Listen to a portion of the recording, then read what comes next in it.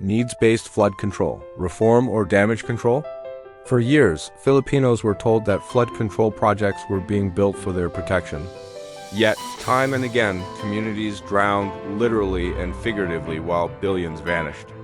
Now, the Department of Public Works and Highways announces a needs-based flood control master plan for 2027.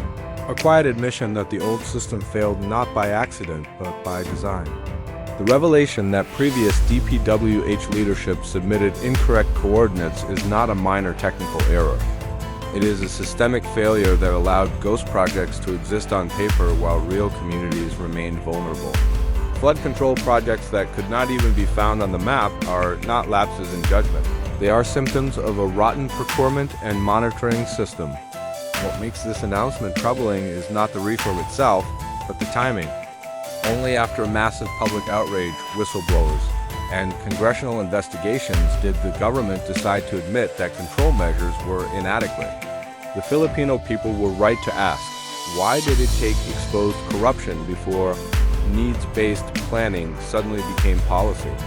Undersecretary Bernab's statement that DPWH has no flood control funding this year raises even deeper questions. While floods continue to destroy homes and livelihoods, the people are told to wait again.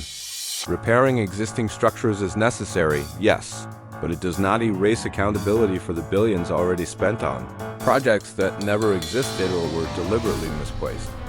The Duterte leadership built its reputation on blunt accountability. Projects had to exist, budgets had to be traceable, and officials had to answer. Compare that to today's reality, where corrections are framed as reforms instead of consequences.